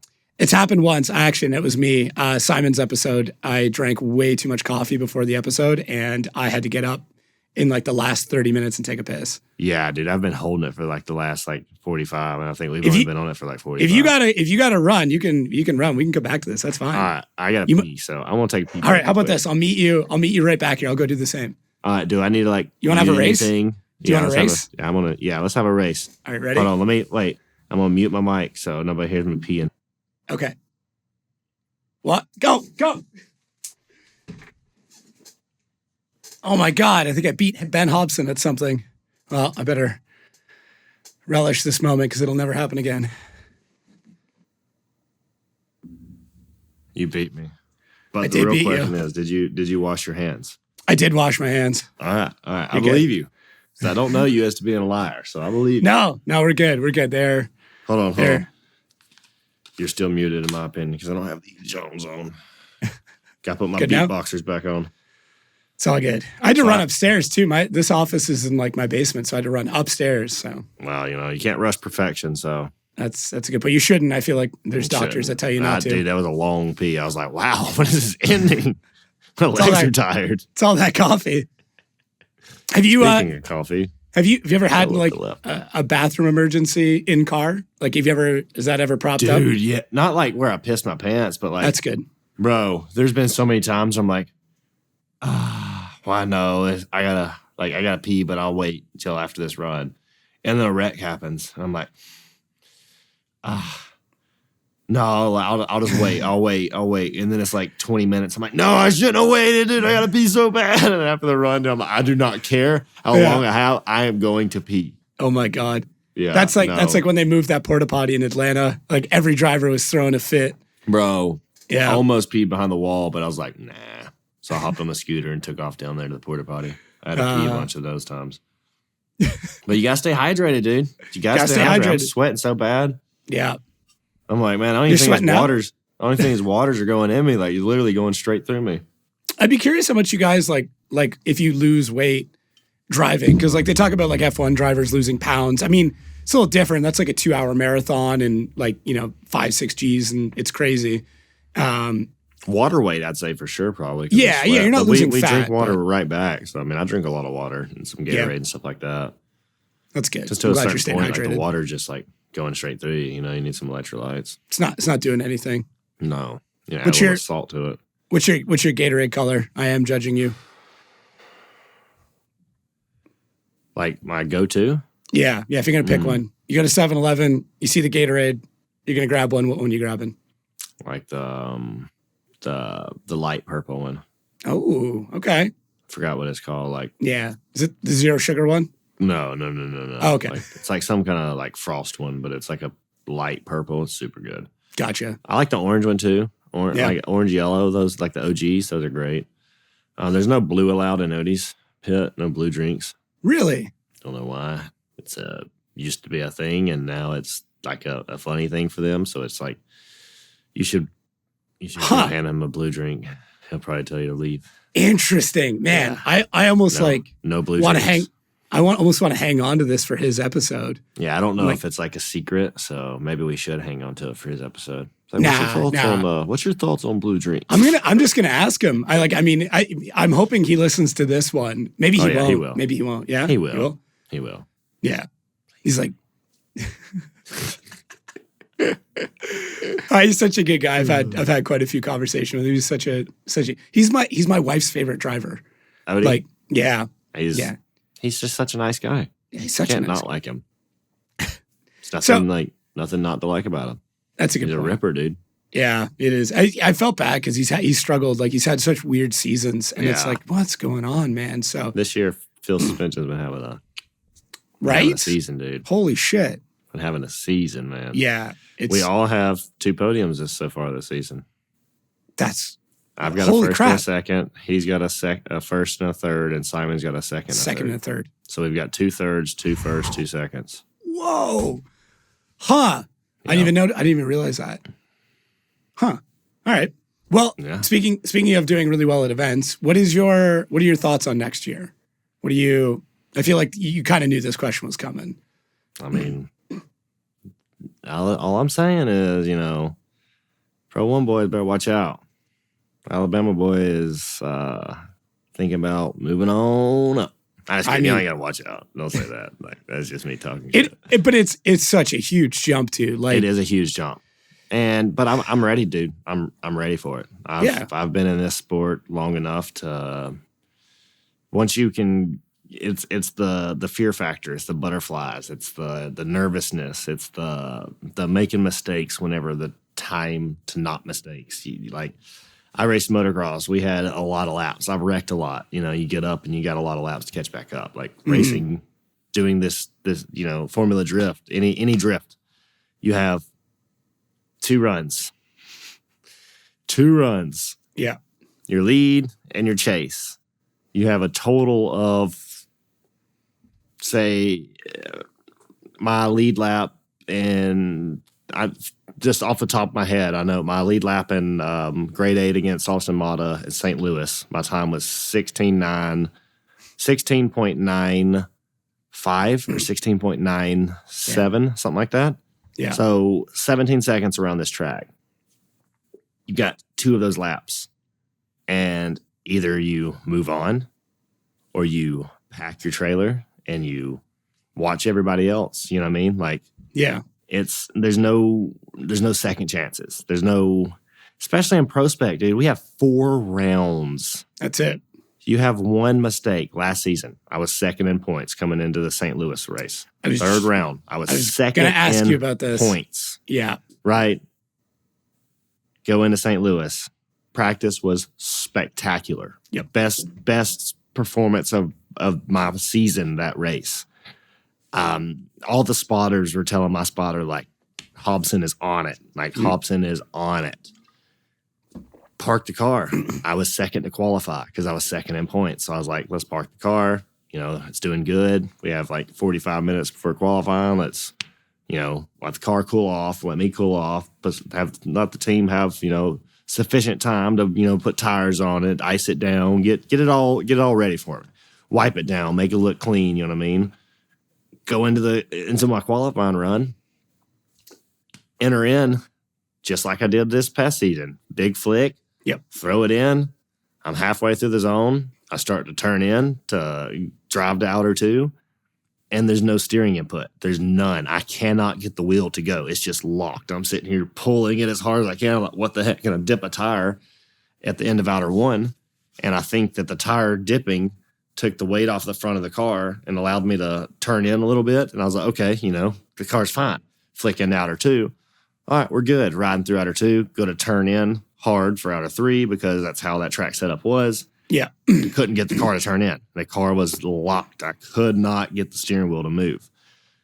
And it was a throwaway at that point. I'm like, I'm done. You know what I mean? I already dipped tire. I already look like shit driving through here. I dipped tire in outer 3. You know what I mean? I go into outer 4. And I just can't handle it. You know what I mean? Had a failure. I mean, had a simple mechanical failure. Took me from second in point. I zeroed out.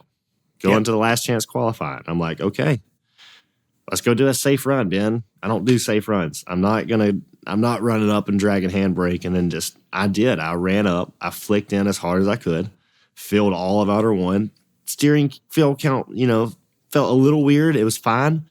We put a new, what happened was the bushings on the rack themselves failed. The rubber bushings on the rack, they failed. I entered in, the rack itself moved to the side, and it shoved the wheel so far that I couldn't pull it back. Yeah. Whenever I did get it back, it shoved the rack back the other way. So it just like was locking the wheels. Like we had to beat the sway bar end links inside the tension rod brackets to have more clearance because my wheels were just going all the way. You know what I mean? They were getting stuck on the sway bar end links. We fixed the car, we thought, you know what I mean? We secure the rack down. We cut rubber off of my toolbox, the drawers, the rubber padding we cut those rubber, wrapped the rack, clamped it back down. The rack didn't move. We're good. Internally, the rack is done. We didn't know. You know it's overextended at this point. Yeah, it's done. You know what I mean? It is wallered out, like ovaled on the inside. It didn't just have play; it had up and down, side to side play. The rack was toast. It moved so much that it ruined it. We didn't check it. You know what I mean? We made an amateur mistake. We didn't inspect the rack. The rack should have got inspected. Pretty sure I had a spare one in the trailer. Should have thrown a new rack in it. Made a rookie mistake. We didn't. We got the car back the best that we thought it was. Drove it to the burnout box. It was fine. You know what I mean? It's a burnout box. You get 25 seconds to heat up your tires and to test your car out after zeroing out in front of the whole world and just feel like a straight up failure. So I had to get out of my head, go put down a solid lap. You have 17 more seconds to make this happen, dude. You have to make it happen. So, and I have one way, and I have an on-off switch. Yeah. There's no, okay, let's go do an easy lap. There's no, I mentally can't do it because I drive one way and I feel like I drive hard. I entered in like a bat out of hell, filled all of outer one. You know, I was like, okay, you know, the car's fine. You know, it doesn't feel the best, but it's drivable. Flick in outer two, you know, I was like, okay, cool. We got this. We got it. We're coming through outer three, like hanging bumper off the edge of the track, outer three, throw into the last zone. And I actually did a slow rotation. Slowly rotated the car, and then once it got to a certain point, it just yanked the wheel out of my hand and locked the wheels all the way backwards. And I was trying to work clutch and whatnot to try to get it back. But as soon as every time I'd hit it, the car would just drive backwards basically because the wheels were so far locked. I mean, I have screenshots of it, and it looks broken and everything. I drove off the track like that. You know what I mean? Yeah, it was broken, but yeah. You could take the one wheel, hold it, and take the other wheel and move it back and forth like this. And it was strictly rack play up and down, side to side. And it just there was nothing I could do. So I double zeroed. I went from from second in points down to, I think, ninth. Mm-hmm. And then I went into Utah. I was like, okay, I have to win. I have to win this event. Mm-hmm. Struggled the whole event with front end issues with that car, steering issues. Couldn't get no front end grip. We took a battery out of the rear, took 45 pounds out of the rear. We put 6K springs instead of 5Ks in the front. You know, I mean, in the rear, we try to stiffen it up to get more forward. You know, weight. We took my rears and put them on the front for steers. I had 17s. I used to run 17s in the front. I threw 18s on there with the 255s and 200 treadwear tires to try to get front end grip. Pulled the front sway bar. Did all of these things. Went to Odie because I ran his coilover. So I'm like, hey, what can I do? I'm showing him footage, and he's like, do this. And Freddie's like, I've already done that. He's like, okay, well, do this. And he's like, we've tried that. Like, all right, well, add rake. And he's like, we just did. So everything that Odie told us to do, Freddie had already tried it. We tried everything with this car. And he's like, your car should work. And we're like, there's something with the car and it boils down to the weight. It had too much weight. Mm. It would pick the wheel up, and as soon as it would set the wheel back down, the weight would bounce it, and I feel like it'd pick the other wheel back up for a split second. Oh, okay. Instead of just the trailing wheel lifting, whenever it's set back down, it would pull the front wheel back up just a little bit, and it'd pull both wheels off the ground. And I would lose steering. Understeer, yeah. So as soon as I would throw in at Utah, it's huge, fast initiation, and as soon as I'd get on throttle, it would push the front end, and it's not real fun. It's pretty scary doing 103, 105, and the front end just washes every single time. That's why I was so nervous going into Atlanta. Was I was used to the front end just washing. And I threw it in. And I could say I did not touch the kitty litter at all that whole weekend. And That's saying something. So I was stoked. Yeah. I threw it in hard, didn't know what the car was going to do, and I gave input, and the car drove where I told it to drive. And it was the craziest feeling. It was like, holy crap. All these years of me struggling with this car this car does what I tell it to do. Like, this is going to be a good season, boys. Like, from lap 1 of practice, I told them, like, this is going to be a good season. We are going to do some work. Like, I told them, give me a good, reliable car, and I promise you I'll drive it. I will drive it. Bend-proof it, and I will drive it hard as I can. I tell Odie after every single time I drive the car pretty much, and he, like, gives me a high five or whatever, and I said, thank you so much. Thank you for this opportunity, man. Like, it means the absolute world because I get to prove that I do have what it takes. Not to anybody. I don't care.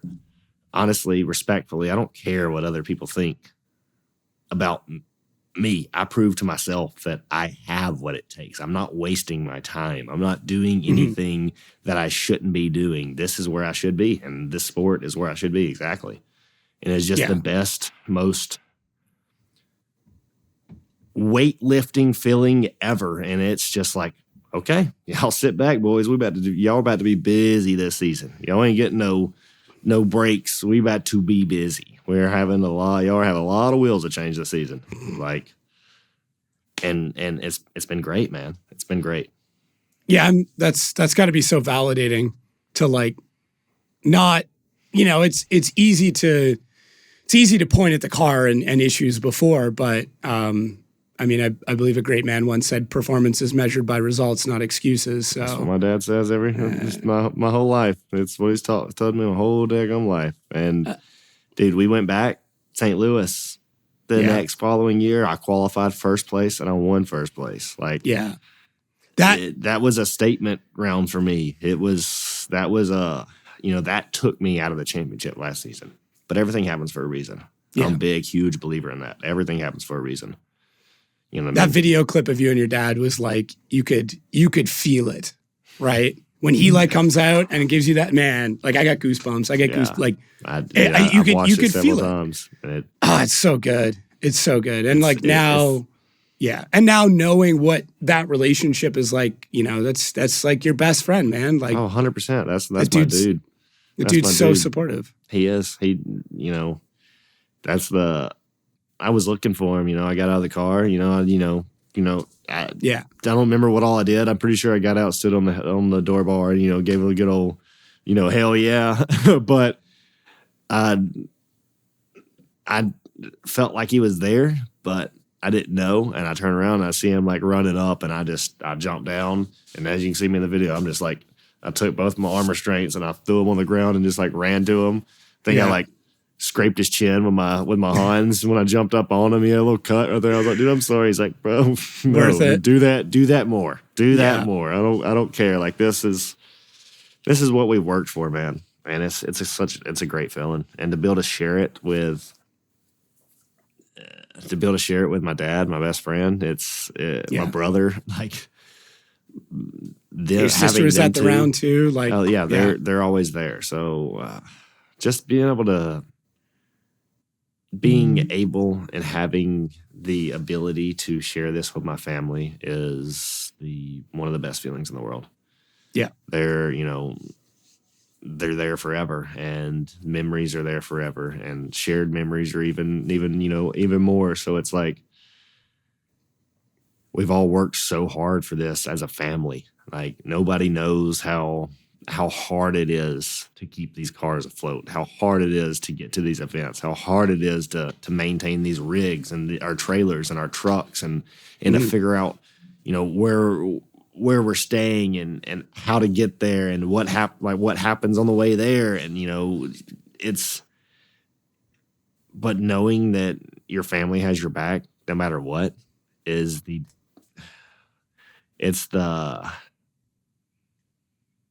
that ease of just being able to go full send, dude. And I'm blessed beyond means, and I know that for a fact. Very blessed to be given the opportunities that I have.